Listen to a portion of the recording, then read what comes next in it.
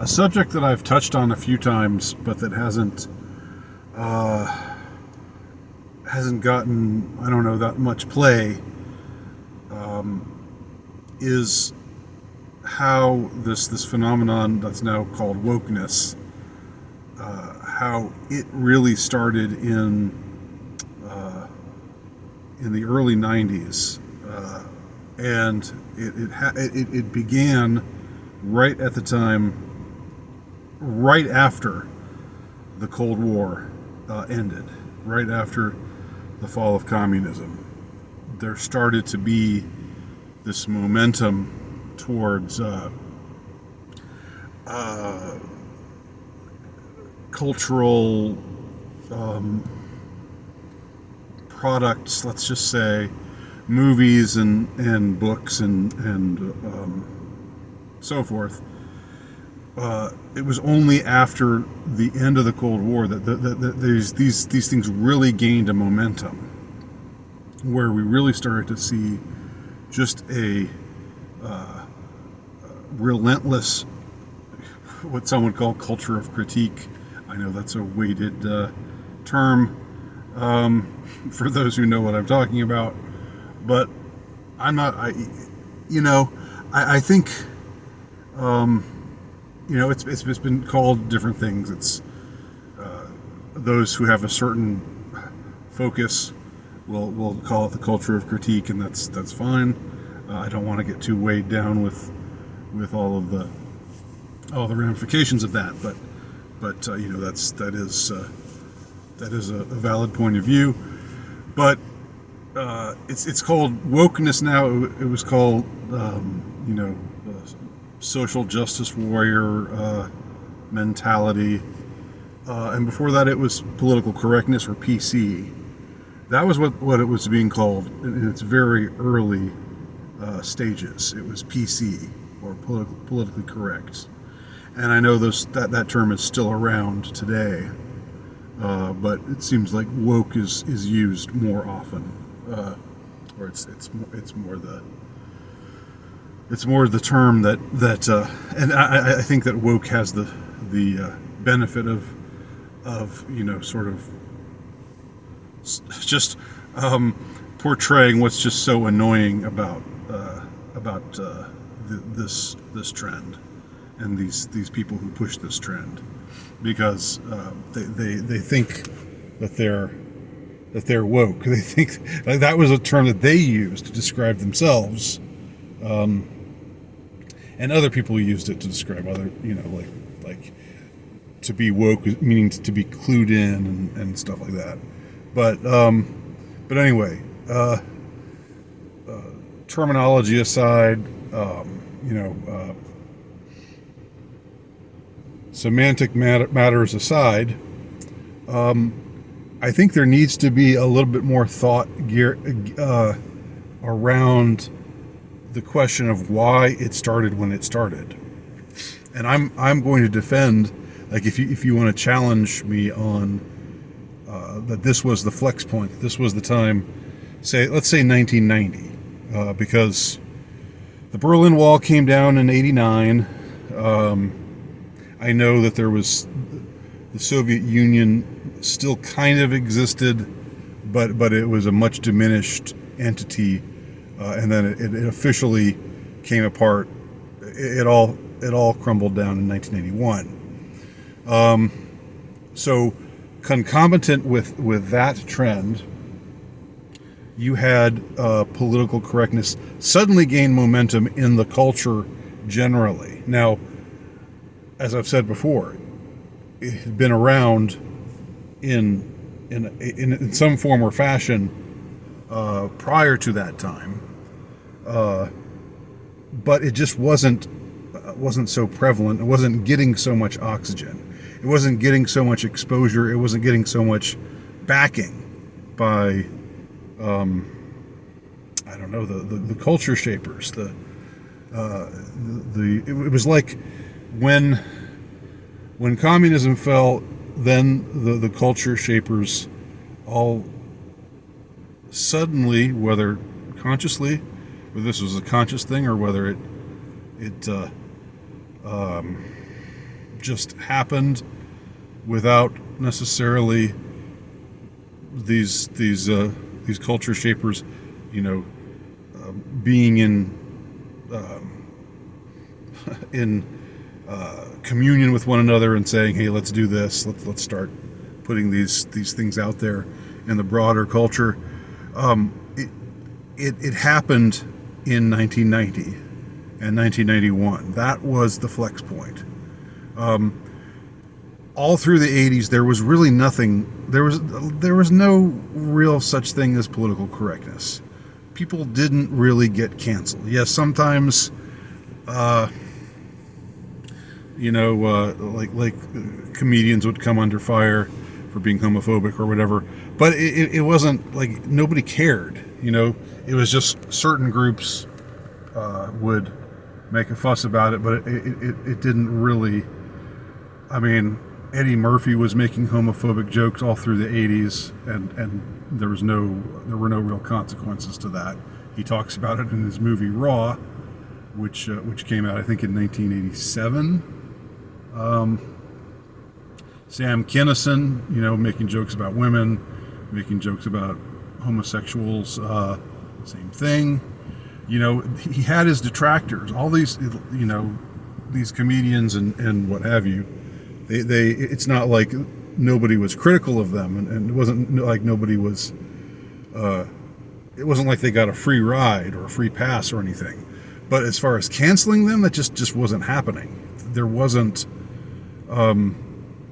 enough momentum behind, there was the people who wanted to cancel them didn't have enough clout to get it done. So what we would call political correctness existed, but it existed in some much smaller form. Like it was probably around on college campuses. You could probably get in trouble for being sexist or whatever. If you were a college professor. There was, that kind of enforcement of a left-wing orthodoxy on colleges, definitely in the 80s and probably before the 80s. But it didn't become a culture-wide phenomenon until the 90s. And I'm remembering movies like, I think maybe the first movie ever that comes to mind is Thelma and Louise. These two women who go out, and all the men that they meet are terrible people. Every man is an asshole, and it's like this relentlessly anti-male movie. I don't think there'd been a movie like that prior to when it came out, which was either in 90 or 91. I'm not remembering exactly right now. I could cite some other movies because I've always sort of been a moviegoer. I've always been in touch with, what's showing at the movies. So other movies in the early 90s, Dances with Wolves. Like, ooh, the white man is so bad, the white man is evil. The indigenous people are all noble, and the white man is terrible. Except for Kevin Costner's character, who basically goes native. He basically decides to become an Indian himself. And that was 1991, and I remember that well because I remember I had this summer internship that I did in South Dakota on an Indian reservation where I won't go into great detail about it. I was supposed to, it was supposed to be sort of doing charity work or whatever, but it was during that summer that I started to see political correctness for what it was, and it wasn't that I had anything against the Indians that I was around. It was just this anti-male mentality, or the prevalence of this anti-male, anti-white, anti-male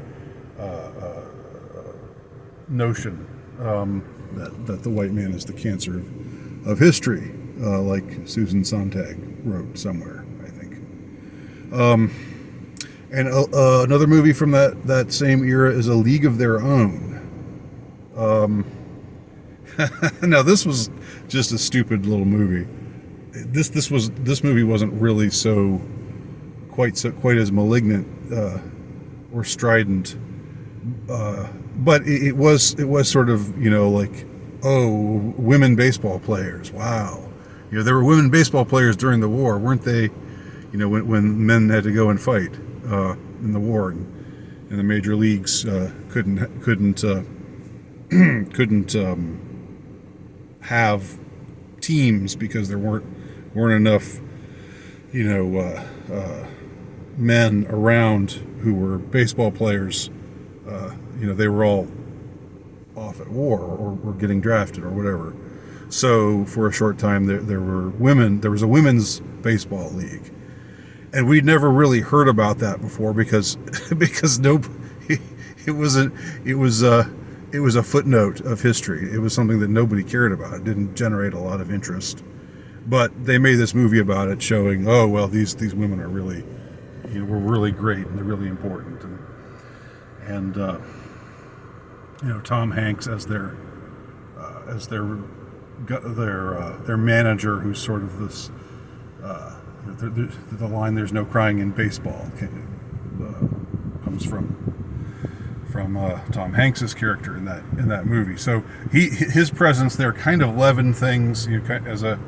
As an older, I can't remember why he was able to be around and be a manager, but anyway, it was a very PC kind of film, even if it was less, as I said, less annoyingly so.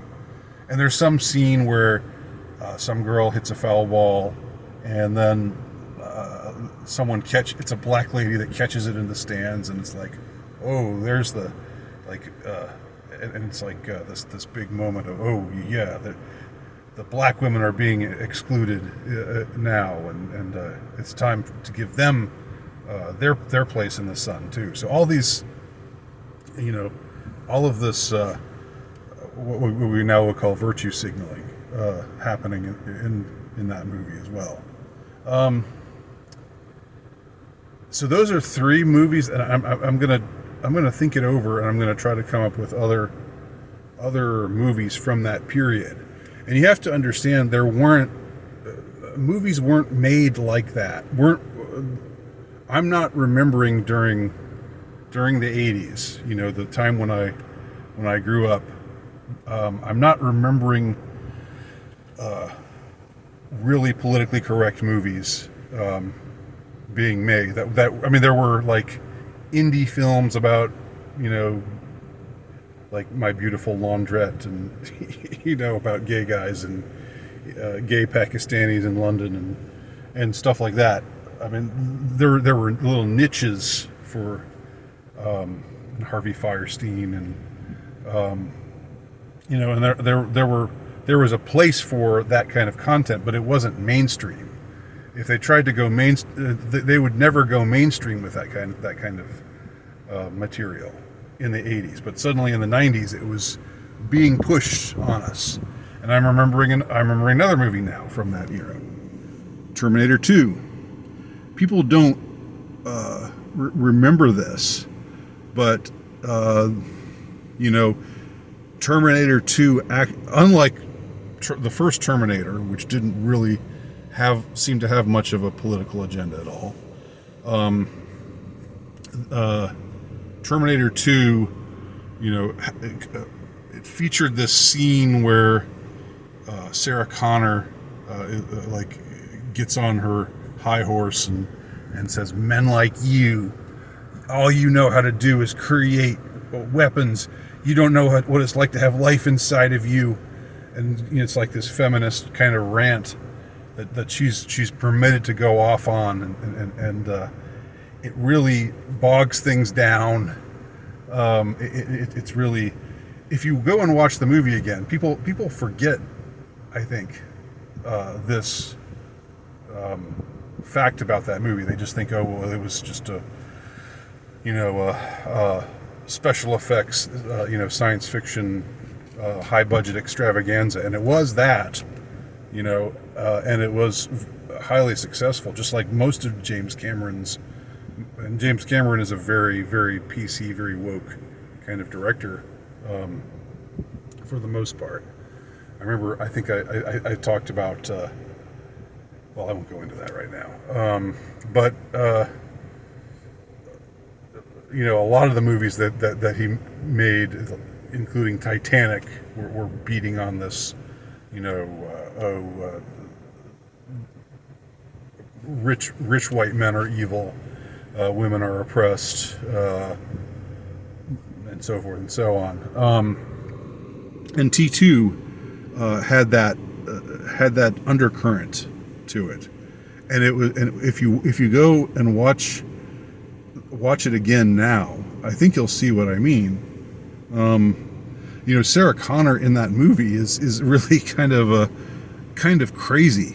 I mean, she tries to shoot this one guy who created this system that eventually went rogue, that became what was it called? I can't remember the name of it. I can't remember what it's called now. But that where eventually the AI became sentient and all of that, and blew up the earth, and then the machines took over. She goes and tries to assassinate this guy who had unknowingly, like, he was going to create this technology, but it was like he wasn't a bad guy at all. He was also black, so that there's also the PC thing of making the brilliant scientist a black guy. But but beyond that, Sarah Connor in that movie actually tries to assassinate him. As he's sitting at his computer, and he's got a wife and a kid, and it's that's never reconciled. It's like after that, somehow this guy's supposed to just say, oh, okay, this crazy lady was shooting at me, but now we'll team up, and I'll eventually sacrifice myself to try to destroy this technology that's going to become malignant in the future. All of these, there's all these stupid time travel paradoxes that always bother me about time travel movies, but that's a different issue entirely. Like, if you're from the future and you go back to the past and you change the past so that the future that you had to endure never happened, then there wasn't a you, and then you made it so that there wasn't a you in the future to go back and change the past, right? That's my problem with Back to the Future movies. I don't know if people understood what I just said, but anyway, that's a different subject. So all these woke movies, all these PC movies really started to come out 1990, 1991. Before that, there was nothing of the sort. I mean, there were like sort of liberal movies, movies that would be thought of as liberal, but they weren't just relentlessly pushing the white man is bad and Western civilization is evil, and people of other races are good, and but white people are bad, and white men are especially bad, and pushing homosexuality, and pushing feminism, militant, radical, anti-male feminism. It just didn't exist in the broader culture until the end of the Cold War. Now, why is that? That's something I think we should think harder about. And I've shared my thoughts about that elsewhere, but I feel like talking about this a little more. So maybe you'll get sick of hearing me talk about it, but I don't know. I just feel like it's important. So there you go. Thanks for watching.